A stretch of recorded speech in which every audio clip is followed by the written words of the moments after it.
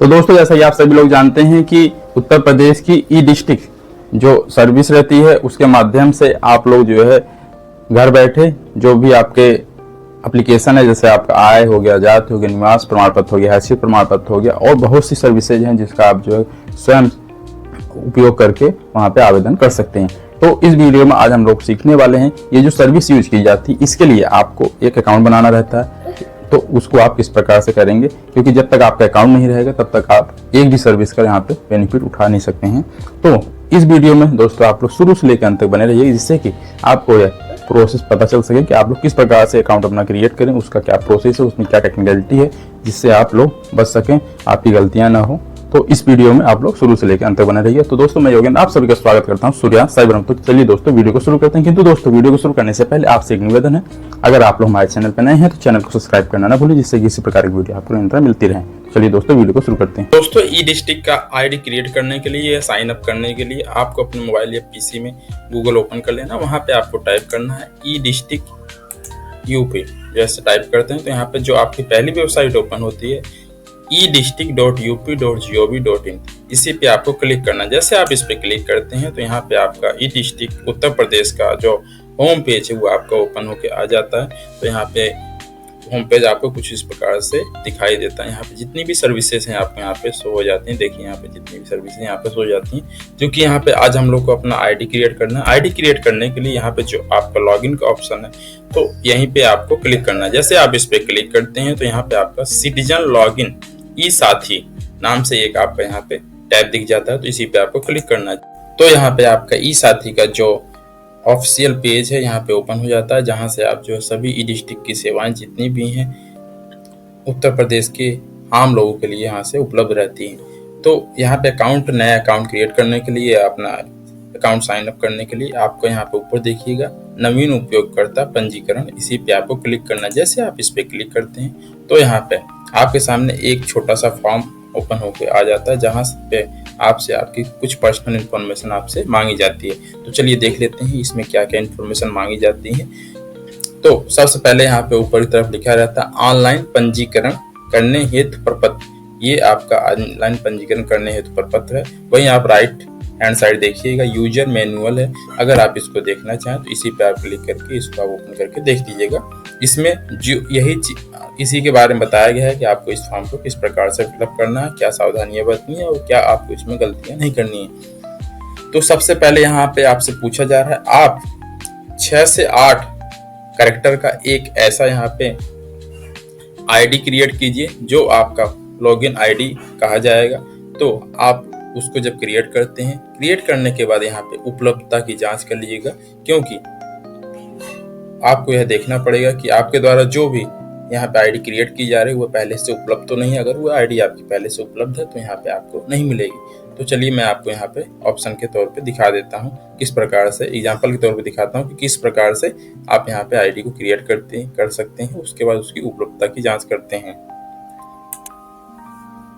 आपको सबसे पहले यहाँ पे कुछ कैरेक्टर लिखना है। देखिए आपका मैक्सिमम यहाँ पे 8 कैरेक्टर होना चाहिए, मिनिमम आपका 6 कैरेक्टर होना चाहिए।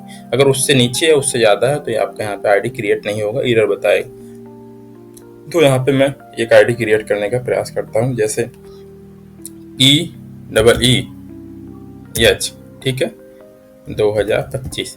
अब इसको देख लेता हूँ कि क्या ये आईडी उपलब्ध है कि नहीं उपलब्ध है। तो यहाँ उपलब्धता की जाँच पे आप आ जाइए।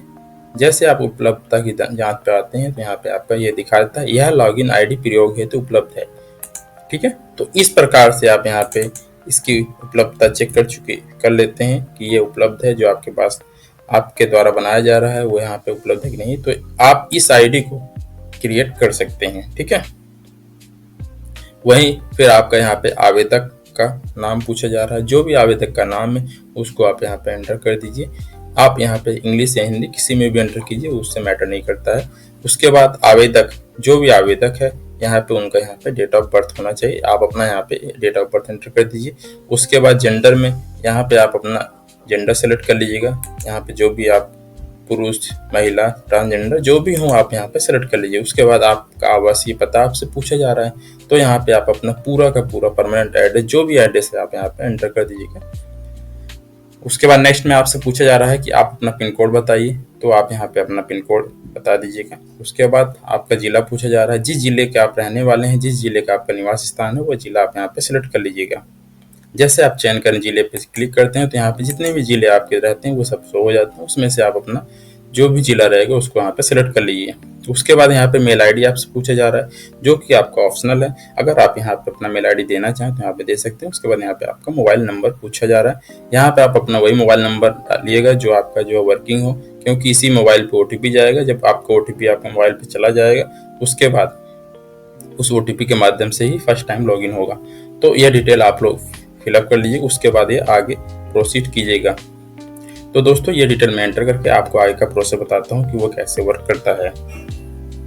तो जैसे ही आप अपना मोबाइल नंबर एंटर कर देते हैं, उसके बाद सेंड ओटीपी पे क्लिक करते हैं तो आपके नंबर पे ओटीपी भेज दिया जाता है। तो यहाँ पे कुछ इस प्रकार से मैसेज शो होता है, ओटीपी आपके पंजीकृत मोबाइल नंबर पर भेज दिया गया है। तो इस पर आपको ओके कर देना है। तो जैसे आप ओके पे क्लिक करते हैं तो यहाँ पे आपका ओटीपी दर्ज करें, यहाँ पे ऑप्शन आ जाता है।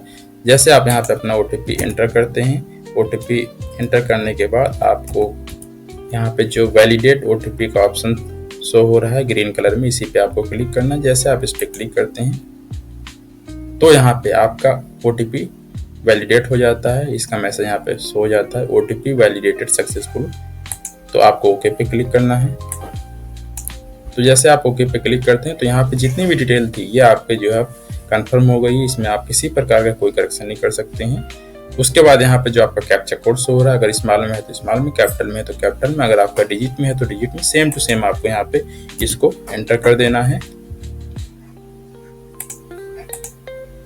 एंटर कर देते हैं। उसके बाद यहाँ पे आपको सुरक्षित करें पे आपको क्लिक करना है। जैसे आप सुरक्षित करें पे क्लिक करते हैं तो यहाँ पे पंजीकरण सफलतापूर्वक हो गया है, इस प्रकार का आपका एक यहाँ पे eSathi.up.gov.in की तरफ से एक मैसेज आता है। OTP and password first time में आपको जो आपके मोबाइल पे ओटीपी भेजा जाता है, जिसके माध्यम से आप अपना अकाउंट लॉगिन करते हैं। उसके बाद आपका पासवर्ड क्रिएट करना पड़ता है आपको अपना। ओटीपी को आप पासवर्ड भी बोल सकते हैं क्योंकि इसी के माध्यम से आपका लॉगिन होता है। तो इस प्रकार से ये मैसेज आपका शो होता है कि आपके मोबाइल नंबर पे भेज दिया गया। तो आप इसको यहाँ पे ओके बटन पे क्लिक कर दीजिए। तो देखिए यहाँ पे अब नेक्स्ट स्टेप जो है आपका ये है फर्स्ट टाइम अकाउंट लॉगिन करने का। तो यहाँ पे नीचे आइएगा, नीचे आपका शो हो जाता है पंजीकरण सफलतापूर्वक हो गया है, ओटीपी पासवर्ड आपके पंजीकृत मोबाइल नंबर पर भेज दिएगा। इस प्रकार का यहाँ पे रेड कलर में मैसेज नीचे भी शो जाता है। तो इसको लॉगिन करने के लिए फर्स्ट टाइम आपको लॉगिन पे क्लिक कर देना। तो यहाँ पे जैसे आप लॉगिन पेज पे आ जाते हैं, eSathi के पेज पे आ जाते हैं, तो यहाँ पे आपका पंजीकृत उपयोगकर्ता लॉगिन का ऑप्शन आ जाता है।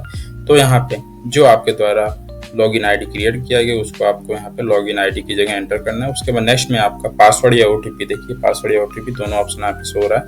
आपके मोबाइल नंबर पे एक ओटीपी भेजा जाता है तो उसको आप यहाँ पे एंटर कर दीजिए। उसके बाद यहाँ पे सुरक्षा कोड, मतलब यहाँ पे जो आपका कैप्चा कोड दिख रहा है, ये अगर आपका स्मॉल में तो स्मॉल में, कैपिटल में तो कैपिटल में, अगर आपका डिजिट में है तो डिजिट में, इसको आप एंटर कर दीजिए। एंटर करने के बाद यहाँ पे आप सबमिट बटन पे क्लिक कर दीजिए।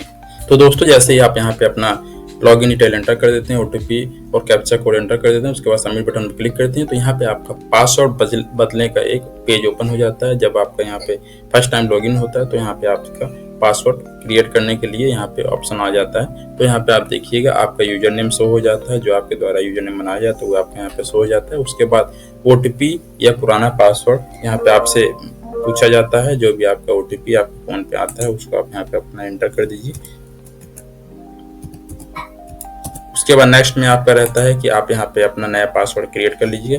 नया पासवर्ड आपका देखिए यहाँ पे एग्जाम्पल के तौर पे दिया गया है, दिखाया गया है abc@4321। इस प्रकार से आप अपना कोई भी पासवर्ड क्रिएट कर सकते हैं, जो कि आपका मैक्सिमम 8 डिजिट का होना चाहिए।